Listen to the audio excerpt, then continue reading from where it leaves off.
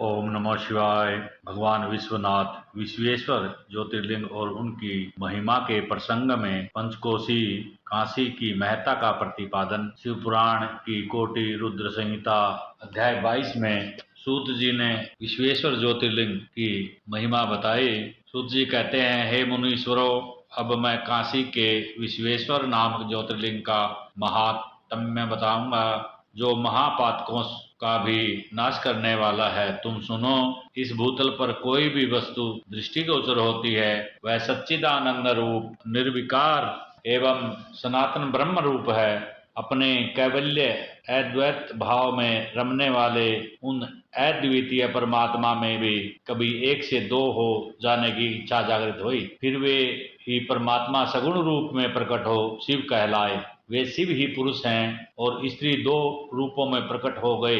उनमें जो पुरुष था उसका नाम शिव और जो स्त्री हुई उसे शक्ति कहते हैं। उस चिदानंद स्वरूप शिव और शक्ति ने स्वयं अदृष्ट रहकर स्वभाव से ही दोनों चेतनों कृति और पुरुष की सृष्टि की। मुनीश्वरों, उन दोनों माता पिताओं को उस समय सामने न देखकर वे दोनों प्रकृति और पुरुष महान संशय में पड़ गए। उस समय निर्गुण परमात्मा से आकाशवाणी प्रकट हुई, तुम दोनों को तपस्या करनी चाहिए, फिर तुमसे परम उत्तम सृष्टि का विस्तार होगा।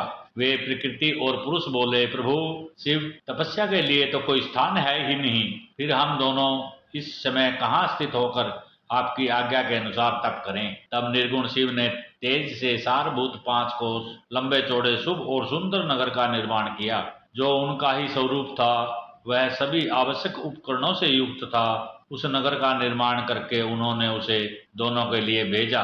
वह नगर आकाश में पुरुष के समीप जाकर स्थित हो गया। तब पुरुष श्री हरि ने उस नगर में स्थित हो सृष्टि की कामना से शिव का ध्यान करते हुए बहुत वर्षों तक तप किया। उस समय परिश्रम के कारण उनके शरीर से श्वेत जल की अनेक धाराएं प्रकट हुई, जिनसे सारा शून्य आकाश व्याप्त हो गया। वहां दूसरा कुछ भी दिखाई नहीं देता था। उसे देखकर भगवान विष्णु मन ही मन बोले, यह कैसी अद्भुत वस्तु दिखाई देती है। उस समय इस आश्चर्य को देखकर उन्होंने अपना सिर हिलाया, जिससे उन प्रभु के सामने ही उनके कान की मणि गिर पड़ी। वहां जहां यह मणि गिरी वह स्थान मणिकर्णिका नाम से महान तीर्थ हो गया।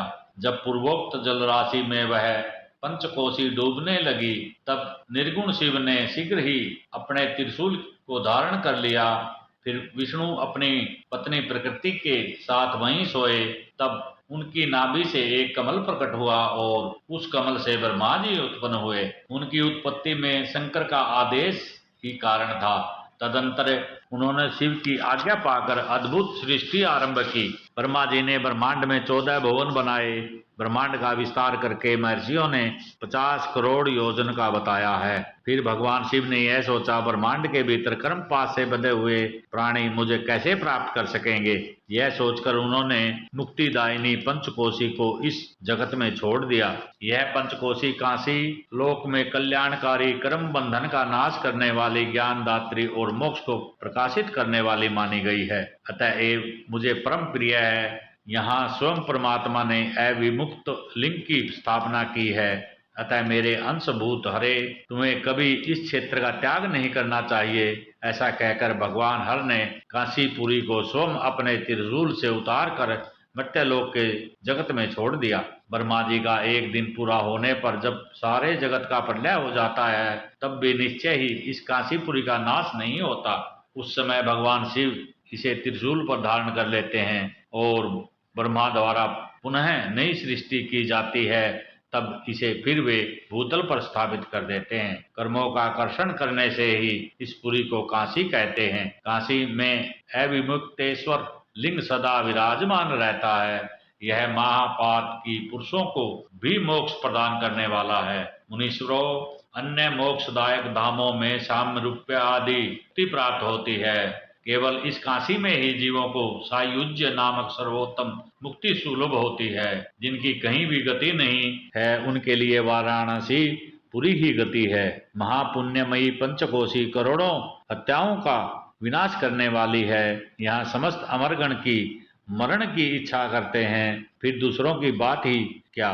यह शंकर की प्रिय नगरी काशी सदा भोग और मोक्ष प्रदान करने वाली है। कैलाश के पति जो भीतर से सत्वगुणी और बाहर से तमोगुणी कहे गए हैं, कालाग्नि रुद्र के नाम से विख्यात हैं। वे निर्गुण होते हुए भी सगुण रूप में प्रकट हुए शिव हैं। उन्हें बारंबार प्रणाम करके निर्गुण शिव से इस प्रकार कहा। रुद्र बोले, विश्वनाथ महेश्वर मैं आपका ही हूँ, इसमें कोई संशय नहीं है। सांब महादेव मुझे आत्मज पर कृपा कीजिए। जगत पते लोकहित की कामना से आपको सदी यहाँ रहना चाहिए। जगन्नाथ मैं आपसे प्रार्थना करता हूँ, आप यहाँ रहकर जीवों का उद्धार करें। सूत जी कहते हैं, तदनंतर मन और इंद्रियों को वश में रखने वाले अभिमुक्त ने भी शंकर से बार बार प्रार्थना करके नेत्रों से आंसू बहाते हुए प्रसन्नता पूर्वक उनसे कहा, काल रूपी रोग के रूप औषध देवादिदेव महादेव, आप वास्तव में तीनों लोकों के स्वामी और ब्रह्मा विष्णु आदि